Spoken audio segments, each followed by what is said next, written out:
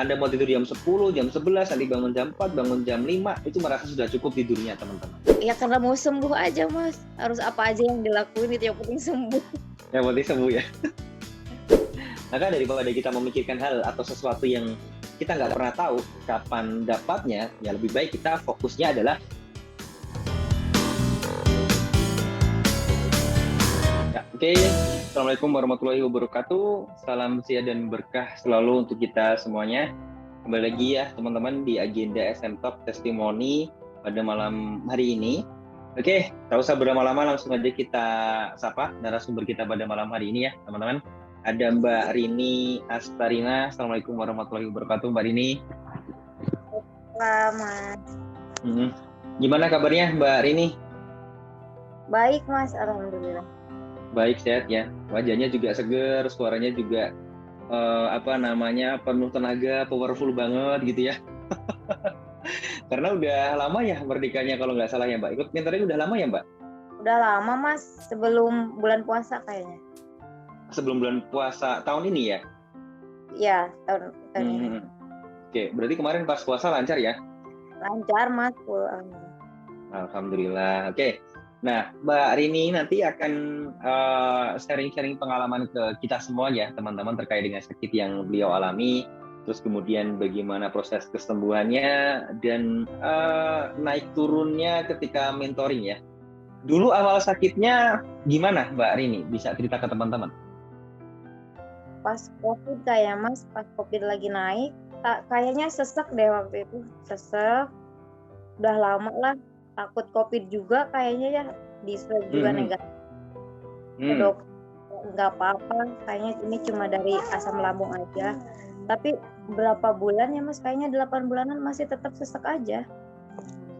Oh, berarti sensasi yang paling dirasakan tuh seseknya ya? Ya, iya sesak Mas, sama yang panik. Oh ya, sama yang paniknya. Oke. Jadi sensasi yang paling sering dirasakan Mbak ini adalah sesek sama panik.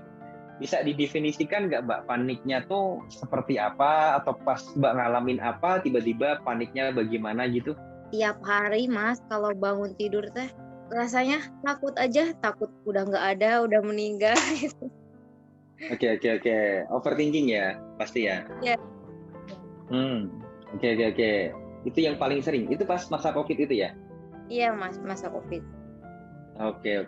Jadi karena kondisi atau faktor eksternal dari luar yang karena COVID ya, terutama yang paling tinggi sebabnya itu yang membuat Mbak Nini jadi takut, kemudian ngerasa cemas, akumulasinya adalah gejala panik seperti yang Mbak Nini rasakan. Kemudian karena panik itu memicu stres Mbak Rini, kemudian membuka kartu vagus, membuat asam lambung naik sehingga sering ngalamin sesak di dada ya Mbak Rini ya? Iya Mas, sesak. Dan itu yang paling kerasa banget. Dan ketika Mbak periksa ke dokter, dokternya bilang ini dari asam lambung. Pertanyaan saya sederhana sih, Mbak percaya nggak ketika dokter bilang gitu Mbak? Percaya aja Mas, kan mau sembuh percaya juga. Aja ya? Kan banyak nih teman-teman yang ketika sudah periksa dikasih tahu hal yang semacam itu, biasanya nggak percaya Mbak. Oh, masa sih asam lambung bisa sampai ke dada gitu kan? Ya maksudnya logika nalarnya itu asam lambungnya adanya di perut gitu ya, di lambung kita. Kok yang dirasain di dada gitu kan? Kayak nggak nyambung sakit dengan sensasinya gitu ya. Harusnya di dada tuh ya mungkin jantung lah, atau bronkitis lah, paru-paru lah, atau apa gitu yang bagian dada sini. Harusnya kan seperti itu. Tapi ternyata dari asam lambungnya. Maka bagi teman-teman yang mungkin ngerasain sensasi yang sama kayak yang disampaikan Mbak Rini tadi, nggak usah khawatir. Kalau Anda periksa ke dokter, kemudian dokter sudah bilang indikasinya asam lambung, ya sudah, itu berarti asam lambung. Nggak usah berpikir yang macam-macam ya Mbak Rini ya. Oh, jangan-jangan paru-parunya nih. Oh, jangan-jangan jantungnya nih. Jangan-jangan apa lagi. Kalau berpikir seperti itu, kemudian teman-teman akhirnya semangat buat sembuh sih nggak apa-apa. Tapi kayaknya nggak mungkin kalau udah berpikir seperti itu, tiba-tiba semangat sembuh tuh nggak mungkin. Biasanya malah akan tambah down, tambah loyo gitu ya. Karena taunya sakitnya lebih parah atau bahkan hal yang aneh-aneh gitu ya. Selain itu, apalagi sensasi yang dirasain, Mbak? Lemes paling sering, kelayangan Mas. Oke, kelayangan. Itu tiap hari juga ya? Iya Mas. Oke. Keliangannya tuh kayak kepalanya ditusuk-tusuk atau apa muter-muter aja atau gimana Mbak? Yang Mbak rasain? Kayak mau pingsan Mas kayaknya. Muter gitu deh. Hmm. Buat berdiri nggak kuat ya berarti ya? Iya, iya Mas. Oke oke oke. Berarti anu ya? Pernah sempat anu ya? Apa namanya bed rest gitu Mbak? Maksudnya di tempat tidur nggak bisa ngapa-ngapain gitu? Pernah nggak? Enggak Mas, kalau gitu Oh, enggak nggak sampai segitu ya? sampai. Oke, Mbak Rini ikut mentoring itu kayaknya setelah beberapa bulan ya nyimak SMA ini kalau nggak salah ya Mbak ya. Jadi Iya. sering nyimak terus kemudian baru ikut mentoring. Apa yang atau mungkin Mbak dulu pernah lihat testimoninya siapa kemudian kok semangat buat ikut mentoring gitu? Ada Mas, tapi lupa Hmm. siapa ya. Ya Hmm. sering ngikutin ini apa grupnya SMED Solution. Hmm. Hmm. Jadi Hmm. baik buat sembuh juga kan. Nah, Apa aja yang berarti penting. betul-betul. Berarti sering nyimak les kita juga ya yang testimoni itu ya pasti ya. Iya. Dari sensasi sakit yang Mbak rasakan, eh, apa pengobatan yang dulu Mbak tempuh lakukan sebelum akhirnya memutuskan ikut mentoring Mbak? Apa aja dulu Mbak? Ya obat-obatan udah pasti ya Mas. Hmm, Terus bangun tidur sama sebelum tidur minum kunyit rebusan. bangun tidur sebelum tidur minum kunyit. Ya, Kenapa kok minum kunyit Mbak? Ayo, kenapa coba pada waktu itu? ya lihat di YouTube gitu ya, ada Hmm, dokter ngarahin buat puasa sama konsumsi kunyit katanya. tetap aja gitu ya. Karena kalau kalau dari sensasi yang Mbak rasakan sebenarnya kalau konsumsi kunyit itu kurang tepat sih Mbak, kurang pas sebenarnya. Kan gitu Ya, ya. Kenapa? Karena kalau kunyit itu biasa indikasinya adalah perutnya sering perih, sering mual, yang paling parah sampai mungkin apa? Pernah muntah darah. Artinya ada luka di lambungnya. Kalau teman-teman konsumsi kunyit itu paling bagus kalau memang indikasinya seperti itu. Tapi kalau seperti yang Mbak Rini sampaikan tadi, sensasinya cuma dada ke atas, itu jahe pandan madu, terus kemudian jahe kembar cengkeh madu, air rebusan serai, jeruk nipis atau jeruk limon, itu jauh lebih bagus. Indikasinya dengan solusinya itu lebih tepat. Sebenarnya seperti itu sih. Oke, yang membuat Mbak Rini akhirnya memutuskan untuk ikut mentoring apa Mbak? ya udah rasa kayaknya Mas tadinya obat ini nggak manjur, obat itu nggak manjur. Hmm. Terus lihat kan ada live Mas Alvin, ya udah dilihat-lihat dulu testimoni Hmm. apa-apanya. Alhamdulillah Hmm. ke suami, ya udah nggak apa-apa ikut aja. Oke, oke, oke. Berarti suaminya dukung. Ya. Dan pas itu sebelum ikut mentoring, pas parah-parahnya tuh apa yang dirasain Mbak? Ya keliengan tadi, sesak napas tadi, jantung berdebar itu sama panik gitu ya? Itu yang paling kerasa ya? Yang paling kerasa paniknya Mas, takut mati kayaknya. Takut mati, terus apa sendirian di rumah juga takut gitu ya? Takut Mas ya. Oke, oke, oke. Jadi akumulasi sensasinya cukup lumayan banyak ya teman-teman sebenarnya. Nah, kalau Mbak konsumsi obat, itu biasanya kan harus makan dulu tuh ya Mbak ya? Atau minimal sebelum makan konsumsi obat lah. Dulu kan Mbak kayaknya makan sedikit tapi sering ya? Dan ngelakuin itu gitu ya? Betul ya? Iya, sehari 5 kali kayaknya Mas. Sehari 5 kali? Iya, Dan makan. itu makan berat terus ya? Sebelum ikut mentoring, mungkin dari suaminya Mbak atau ketika Mbak periksa pasti disampaikan harus makan sedikit tapi sering. Nggak boleh telat makan. Nggak boleh makan A, B, C, D, E, F, G. Gitu ya Mbak ya? Iya, Dan Mbak iya. ini pada waktu itu saya ingat banget meyakini hal itu sih. Jadi sebelum ada tantangan untuk makan makanan yang dipantang, mengubah pola makan, itu kita agak sedikit berdebat soal itu. Seingat saya ya Mbak Rini ya. Karena Mbak Rini belum yakin. Oh, nanti kalau makannya cuma 3 kali gimana Mas? Nanti kalau makan ini gimana Mas? Gimana Mbak? Akhirnya Mbak memutuskan, oke deh, aku makan 3 kali. Oke deh, aku makan apapun. Bismillahirrahmanirrahim. Yakin. Gimana bisa memutuskan seperti itu Mbak? Pada waktu itu. Iya, ya karena mau sembuh aja Mas. Harus apa aja yang dilakuin itu yang penting sembuh. Yang penting sembuh ya.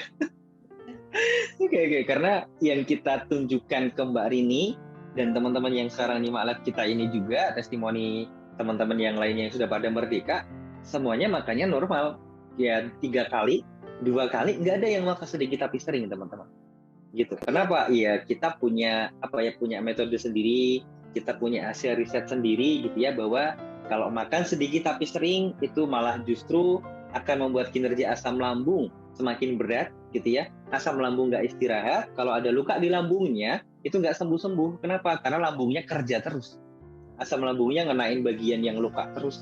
Maka Anda mau minum kunyit madu, minyak zaitun, madu khusus mah sebanyak apapun itu gitu ya, ya akan tetap sama aja. Kenapa? Karena ketika makan asam lambung kerja. Ketika asam lambung kerja, dia berpotensi untuk mengenai bagian yang luka di dalam lambung. BTW, Mbak Rini tuh pakai baju dari kita teman-teman Senyum 37. Dulu kayaknya pas ngambil paket sama buku Senyum 37 ya, Mbak Rini ya? Yang Bukan, ini ya? yang Pas satu apa itu Mbak? dia beli Yang buku yang 5 langkah. yang 5 langkah sama yang putih, apa namanya Mas? Oh iya Oh, iya, bukan senyum. Plan.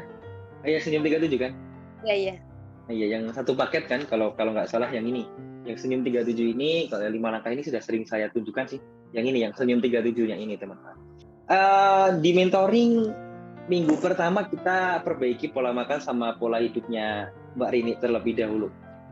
Pada saat itu Mbak Rini memutuskan rutin konsumsi resep sehat apa Mbak? Karena kan sebelumnya kunyit madu tuh. Nah pas mentoring mulai itu apa yang akhirnya mulai dikonsumsi rutin Mbak?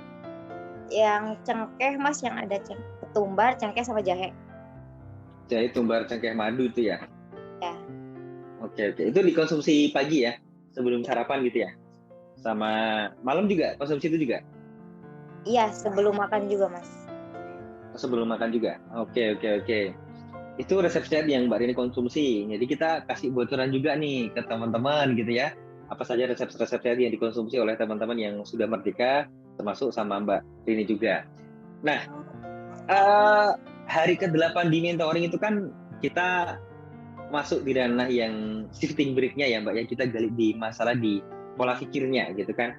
Dan Mbak Rini kayaknya nulisnya cukup lumayan panjang sih shifting break-nya pada waktu itu gitu ya. Dan sebelumnya menyadari nggak sih Mbak bahwa dari situ itu awal mula sakitnya ya, termasuk kepanikan gara-gara COVID maupun dari hal-hal yang lainnya yang ya masih mengganjal di hati pada waktu itu. Sadar nggak pada waktu itu Mbak? Enggak kayaknya Mas. Nggak tahu ya? Enggak tahu. Ya tahunya sakit, obatnya apa, herbalnya apa, udah gitu aja. Ya. Sesederhana itu gitu ya. Tapi ketika cara itu dilakukan terus, diulang-ulang terus, sakit obat, sakit herbal, sakit ini, solusinya ini, ternyata juga masih sama saja hasilnya gitu ya. Nah, dulu kan di mentoring, di salah satu video mentoring, kita minta Mbak Rini maupun teman-teman ikut mentoring, itu untuk mengubah mindset tidurnya jadi 5 jam. Wah, itu kan tantangan banget. Karena kayaknya Mbak Rini insomnia juga ya Mbak ya? Iya, enggak Mas, kalau insomnia enggak Mas. Enggak terlalu ya?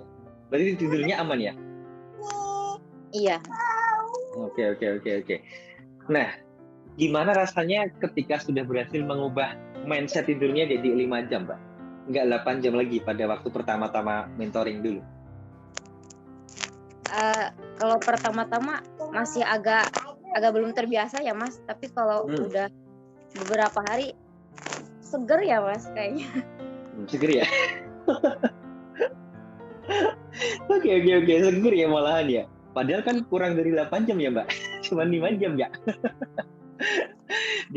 Mungkin banyak teman-teman atau banyak tenaga kesehatan saja bilang bahwa istirahat ya harus 8 jam. Kalau kita cuma 5 jam aja udah cukup. Jadi prakteknya teman-teman mau tidur 6, 7, 8 jam itu nggak ada masalah. Tapi mindsetnya diubah jadi 5 jam teman-teman. Anda mau tidur jam 10, jam 11, nanti bangun jam 4, bangun jam 5, itu merasa sudah cukup tidurnya teman-teman. Nah kuncinya sebenarnya di situ. Itu akan mengurangi kecemasan teman-teman dengan sangat drastis banget. Oke. Nah bagi teman-teman yang ngalamin hal yang sama, kita minta latihan pernafasan diafragma. Kok rasanya kok masih berat di awal, tenang. Memang kayak gitu. Karena apa? Karena belum terbiasa aja. Masalahnya cuma di situ. Nanti kalau udah terbiasa, insya Allah sih akan mudah dan lebih enak karena akan membantu pengembalian kartu bagus teman-teman dengan sangat cepat. Biasanya kayak gitu. Terus kemudian ada saran juga terapi ke teman-teman maupun Mbak Rini, yaitu berjemur. Dulu kayaknya jadi hitam ya Mbak, pas dijemur ya. Iya. Nah, di mentoring kita ada salah satu jurus khusus seperti yang saya pakai ini bajunya ya, Senyum 37, dan Mbak Rini pakai juga bajunya, dan bukunya juga saya bawa ini. Itu adalah salah satu senjata yang saya rasa sejauh ini membantu teman-teman di mentoring sangat powerful banget untuk menghilangkan panic attack, kemudian kecemasan berlebih, termasuk ketakutan berlebihan dan overthinking yang dirasakan oleh teman-teman yang ikut mentoring, termasuk Mbak Rini juga. Nah, dulu ketika berhasil membereskan masalah kecemasannya dengan Senyum 37, awal-awalnya gimana Mbak? Maksudnya merasa aneh kah atau gimana gitu? Iya, aneh banget Mas. Tapi gimana lagi, harus dilakuin ya Mas, kan mau sembuh juga. Jadi balik lagi ya akhirnya ya. Maksudnya fondasi Mbak Rini buat sembuh ya pokoknya harus apapun dilakuin karena pengen sembuh. Udah sesederhana itu ya Mbak ya. Ya. Oke, nah ini tadi ada yang sempat komen nih. Saya coba bacain sedikit ya. Dari Mbak Asdita Barun kalau nggak salah. Kalau kelayangan terus kayak mau jatuh dan pusing, minta solusinya dulu Kak. Mbak Asdita kayaknya sudah ikut mentoring. Solusinya seperti yang disampaikan Mbak Rini tadi. Lakuin aja apapun yang ada di video mentoring dengan sungguh-sungguh. Ya, termasuk salah satu tugas yang penting di mentoring yaitu jangan mengeluh dimanapun, kapanpun, ke siapapun. Itu dulu ditahan dulu. Kenapa? Ketika Anda mengeluh, Mbak Asdita maupun teman-teman yang ikut mentoring, ketika Anda mengeluh, ini ada dua kemungkinannya ya. Kemungkinan ilmiahnya dan non ilmiahnya. Nanti silakan dipahami deh. Benar atau enggak silakan dipahami teman-teman. Yang pertama, ketika teman-teman mengeluh, ya, itu akan membuat pikiran jadi cemas, jadi stres. Gitu ya. Ketika mengeluh, pikiran cemas, pikiran stres. Ketika pikiran cemas dan stres, apa yang terjadi? Otot seluruh tubuhnya akan tegang. Dari mengeluh saja. Kemudian ketika seluruh otot tubuhnya tegang, itu akan membuat katup esofagus yang bentuknya juga otot, ya, itu akan merenggang. Asam lambung naik, sensasi datang semuanya, termasuk sampai nanti asam lambung sampai ke kepala, muncullah kelayangan. Itu dari mengeluh. Maka kalau kita benar-benar kasih atensi khusus ke teman-teman dan kita bilang jangan mengeluh dulu ya, kapanpun dimanapun tahan dulu deh sementara waktu gitu ya. Itu nggak ada tujuan dan maksud lain selain membantu teman-teman agar nggak stres gitu ya, kemudian otot tubuhnya itu jadi rileks dan katup esofagusnya ini cepat balik ya. Kemudian yang kedua, ketika teman-teman masih hobi mengeluh, apa yang terjadi? Yang difikirkan adalah hanya soal apa cara yang instan, gimana nih solusinya, harus konsumsi apa, harus minum obat apa, harus konsumsi apa gitu. Nanti ujung-ujungnya hanya akan balik ke obat, ke herbal lagi yang hanya meredakan kelayangannya pada saat itu. Tapi nggak membereskan kelayangannya. Kenapa? Karena besok masih kelayangan lagi. 2 hari lagi masih kelayangan lagi. 3 hari masih kelayangan lagi. Yang paling bahaya akhirnya apa? Ada di mindset teman-teman. Membuat teman-teman akhirnya nggak sabar, gitu ya. Akan tambah ngeluh terus dan tambah cemas. Itu bahayanya. Nah, kita tanya ke Mbak Rini. Mbak Rini itu dulu, saya ingat banget, amal-amal mentoring itu hobi banget ngeluh tuh. Kemudian kita bilang, Mbak, di mentoring tugasnya seperti ini loh, diingat-ingat gitu ya. Dan akhirnya Mbak Rini memutuskan, oke dah, nggak mengeluh lagi kemanapun dan dimanapun, rutinkan Senyum 37 aja. Kan begitu ya rumusnya ya Mbak Rini ya? Iya benar. Dan dulu ketika rutin Senyum 37 pas ada sensasi, ada nggak Mbak? Ada kayak bentrokan di kepala nggak? Yang negatif sama yang positif gitu? Ada Mas, ada. Gimana tuh yang dirasain tuh Mbak? Agak bingung juga ya Mas, tapi udah dipakai aja. Senyum terus, nyari nggak bikin cemas gitu aja. Gitu. Oke. Mbak Rini dulu mungkin jarang telat makan, terus kemudian makannya sedikit tapi sering dan takut kalau salah makan. Dulu takut banget makan apa Mbak? Maksudnya makan apa gitu terus, wah nanti jangan-jangan kamu nih kalau makan ini ya gitu, apa yang ditakutin banget tuh? Ya pedas sih Mas, kayak tadinya kan saya suka banget sama pedasnya. Ya, takut nggak banget berani ya? hindari. Berarti selama sakit hampir 8 bulan tuh nggak makan pedas sama sekali? Enggak Mas, masak juga dipisah. Nah, di mentoring Mbak berhasil makan makanan pedas lagi, berhasil juga makan makanan yang dipantang lagi. Nah, ketika ada tantangan itu apa yang Mbak makan pertama kali atau yang Mbak konsumsi tuh? Oh, kalau nggak salah cumi ya Mas, cumi asam manis kayaknya. Cumi asam manis. Ya pedas. Nah, itu hal yang mungkin beberapa teman-teman mendambakan ya. Bisa makan yang dipantang lagi, makan pedas lagi. Pokoknya makanan favorit Anda bisa makan lagi. Kan itu yang benar-benar diharapkan oleh teman-teman ya. Karena ya itu indikasi kalau bisa hidup normal lagi. Kan gitu ya. Nah, maka di mentoring ini kenapa selalu kita bilang kita nggak perlu berfokus pada sembuh harus 100% teman-teman. Kenapa? Karena ketika berfokus pada sembuh 100%, biasanya kalau belum dapat 100%, kita nggak mau produktif. Kita nggak mau menantang diri kita sendiri untuk hidup normal lagi. Biasanya nggak mau seperti itu. Jadi sembuh 100% itu malah justru jadi penghalang kita untuk bisa produktif. Maka daripada kita memikirkan hal atau sesuatu yang kita nggak pernah tahu kapan dapatnya, ya lebih baik kita fokusnya adalah memikirkan kalau besok kita mau makan pedas itu bisa. Kalau besok kita mau kerja lagi itu bisa. Kalau besok kita mau ngelakuin hal-hal yang dulu kita takutkan, naik motor nggak berani, di keramaian nggak berani, melakukan kegiatan rumah tangga nggak berani, jamaah di masjid misalkan bagi yang cowok nggak berani, jumatan nggak berani, besok itu bisa. Kenapa? Karena itu hal-hal yang bisa kita bayangkan, bisa kita visualisasikan, gitu. Meskipun memang masih ada sensasi ya berapa persen lah, sedikit-sedikit, tapi nggak mengganggu kita untuk bisa produktif lagi, teman-teman. Kita kan nggak pernah tahu kondisi seperti itu, teman-teman. Gitu. Nah, maka kenapa di mentoring kita bilangnya merdeka, kita bilangnya produktif. Nah, itu jauh lebih penting, gitu. Gitu ya, Mbak Rini ya.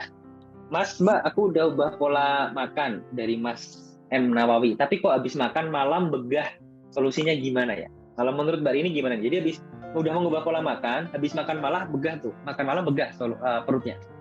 Ya. Kayaknya minum dulu herbal ya Mas. Minum dulu herbal. Minum dulu herbal sama jangan dulu tidur saya.